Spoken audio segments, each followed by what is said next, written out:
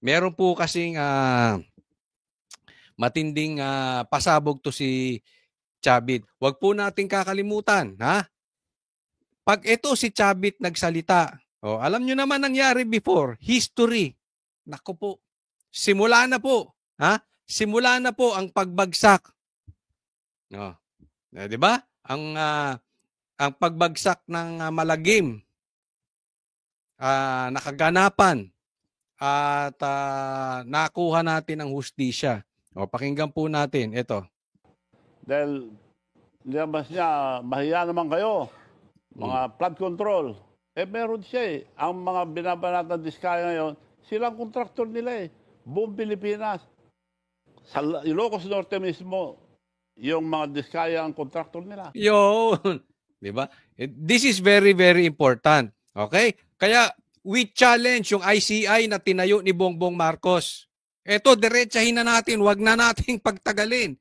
Yung ICI ni Bongbong Marcos, na tinayo niya, yung tatlong yan, at may extra tagapagpayo ata dyan si Magalong. Pagka hindi inimbestigahan ang Ilocos Norte, fake yan. Wala yan. Anong ibig niya sabihin? Moro-moro lang yan. Ha? Lokohan lang yung investigasyon na yan. Optics lang yan, niloloko. Kaya abangan po natin. Ha? Hindi po pwedeng makakaligtas ang Ilocos Norte at Leyte. Posibleng wala kayong kasalanan. Which is improbable, pero posible pa rin. No? Diba? May milagro. But still, kailangan imbestigahan ang Ilocos at ang Leyte ni Tambiloslos. Diba? Nagsalita-salita yung anak mong bakla. Hinamon si Pulong nung 51 billion. Naglabas siya ng ebidensya, naglabas ng pictures, naglabas eto napuntahan nung billion na yon. Kayo, maglabas kayo ngayon. Sandro, wag kang bakla. Sagot. Tagal mong sumagot. Asaan? Ha? Yaang pinasok. Isipin mo. Yung Diskaya. Yun din pala ang kontraktor nila. Kung sinasabi nyong manloloko ang Diskaya, kung sinasabi nyong kurap ang Diskaya, kung magnanakaw ang Diskaya, pambihira, bakit nyo kinuha? Sabi ko kung sa tingin ninyo merong kalokohan yung flood control projects, bakit pinirmahan mo Bongbong yung insertion? 2022, 2023, 2024. Hinayaan mo? Tinuloy-tuloy mo? Nagbulag-bulagan ka, tapos yung 2025 na sangkatutak ang insertion, pinirmahan mo? Anong klase kang tao? Imbestigahan nyo yan. Ha? Yung Ilocos Norte tsaka yung Leyte. Imposible naman din nila kilala. Baka nakalimutan lang, baka may Alzheimer. Yan ang balita natin dito kay Bongbong Marcos. Siguro nasunog ang utak. Kasi sabi ni Manong Chavit, may Alzheimer to Okay, ulitin ko lang yun na ang mga Diskaya rin po. Ang kontraktor nila, Presidente, sa linaw nun. Di ba? Hindi naman po pwedeng kurap. Nagnakaw ang Diskaya sa ibang probinsya. Pero sa Ilocos Norte, hindi. Matindi tong pasabok ni Kaya titingnan natin kung mga inutil din yung ICI na yan. Yung tinayo ni Bongbong Marcos. Sa probinsya nila, ayun. So ang kailangan makita doon, kung totoo po yun. Yun ang unang imbestigahan nila dapat. Oo nga naman, nasa norte. From north to south. So uunahin na yon. Pero importante po ma-establish sa Manong, kung yung mga Diskaya projects in the north ay substandard or existing. Yes. Yan, kung substandard or existing or ghost projects, no? But still, kailangang imbestigahan. Ngayon malalaman natin nag-imbestiga ba talaga?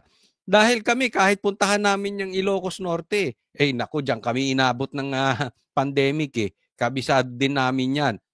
So, pwede 'yan. Pwede namin puntahan 'yan kung talagang nangyari. So maglabas muna sila. Tas iimbestigahan natin. Pero alam ni Chavit kung talaga may kalokohan yan, pag naglabas sila ng peke, ilalabas din ni Chavit, Manong Chavit. Post. Yes. Ayun, okay. So, Kaya ang, kanina, kung hindi multo yun, imbestigahan nila.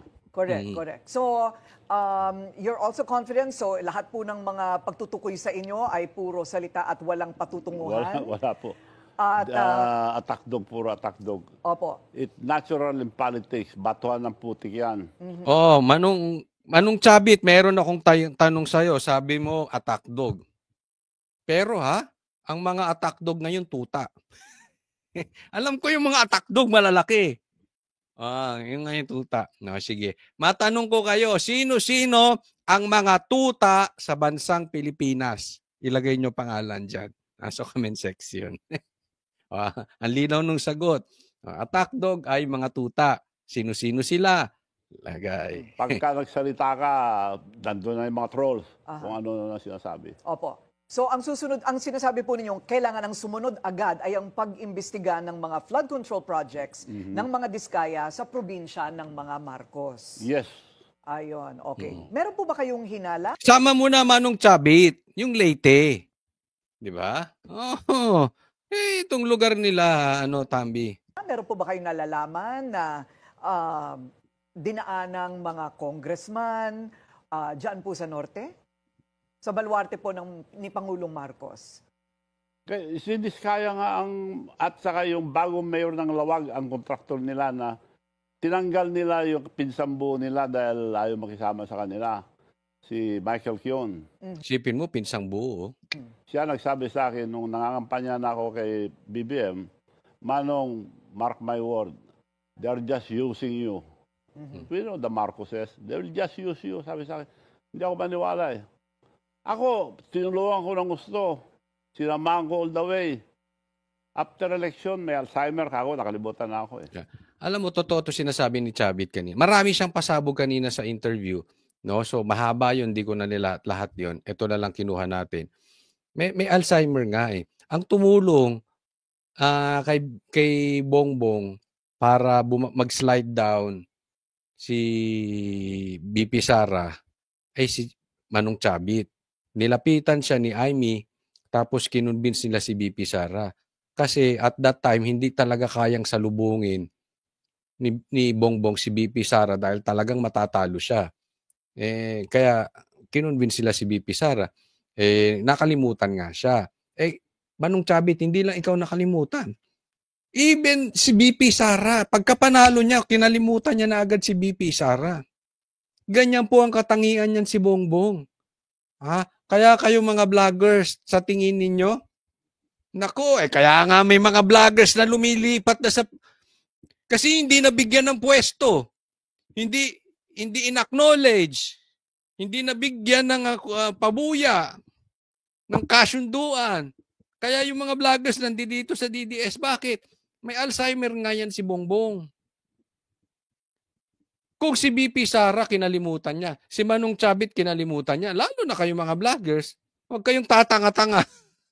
Oo. Naku, yung mga ganyang klaseng tao, kaibigan ka lang yan pag may gamit ka. Pag wala, tae ka na sa kanila. Yan ang tingin nila sa'yo, basura. May ideya po kayo, bakit po sa palagay ninyo kayo po nilaglag o iniwan? O Hindi ko matindahan, nag-aaga.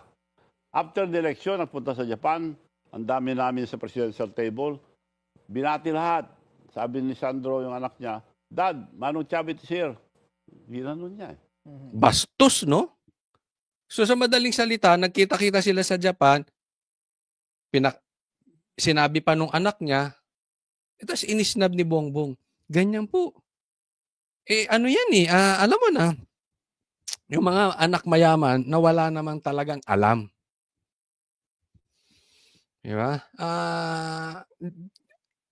Hindi lang naman ngayon nangyari yan kay Bongbong Marcos. Kahit nung rally sinasabi namin, nung before pa, di ba naglalabasan? Si Isko pinagkakaguluhan, okay lang siya. Kakamayan lang, inuhugot yung kamay.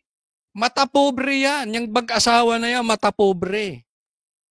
Bakit ano daw dahilan? Bakit nakalimutan si Manong Chavit? Alam nyo kung bakit? Wala ka ng silbi for them.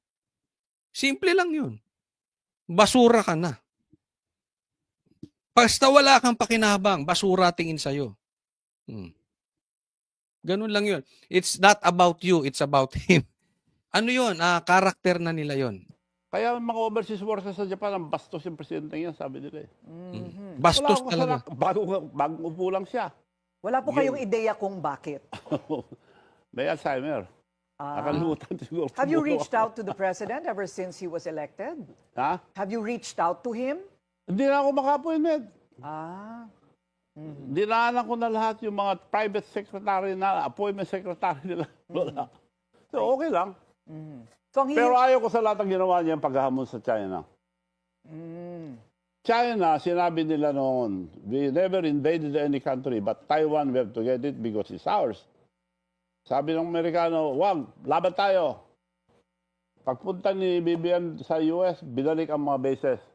Ni Oy, binalik. Sinong bubugbugin? Tayo. Tuta. Kaya nga sabi, nung si Bongbong okay siya eh. Before nagpunta sa US. After nagpunta sa US, yung pangakong hindi pa babalikin ng EDCA, nakalimutan. Inaaway na ang China. In short, ano ang nangyari sa Amerika nung unang punta nila? Bakit pagbalik dito, pumunta ron si Bongbong Marcos as president? Pagbalik dito, tuta. Naging tuta na ng kano. Ganun ang nangyari niya. After niya, wala na. Dire-diretso na. Pag ganun na yung bansa natin, sunod-sunuran na tayo sa kano. Pati hindi natin kaaway na China, inaaway natin. Buti ang papadala mo doon, mga sundalo, kawawa, may mga pamilya yan. Hindi naman nila away, aawayin natin. Buti ko ipapadala mo dyan yung anak mo, bakla din. Di ba? Doon ako sumaman loob. Ipapahamak tayo eh. Ayun. Dapat neutral lang siya. Parehong kaibigan eh. China is our friend. China is our neighbor. Hindi, tsaka bakit tayo makikisali? Parehas kaibigan, tama. Neighbor natin yan eh. Ba't mo aawayin for the sake of America, layo-layo? Asan ba ang pakinabang natin? Nasa Amerika, ikaw may pakinabang ka sa Amerika. Di ba? Para siguro ma-release yung pera mo doon. Pero dito, ang pakinabang ng Pilipino, mostly sa China. Wala ang pakinabang yung Amerika. But, hindi ko sinasabi maganda anti-America tayo. May mga kaibigan. Actually, may mga kamag-anak ako sa Amerika. Ang importante rito, tama, being a president, wala naman tayong kaaway. Buti kung kikita tayo dyan, awain natin lahat sila. Wala naman tayong kikitain. Ang laki tinutulong nila. Ang laki negosyong papasok dito. Manong, kailangan ma-interview kayo ni Pinky Webb sa kanyang programang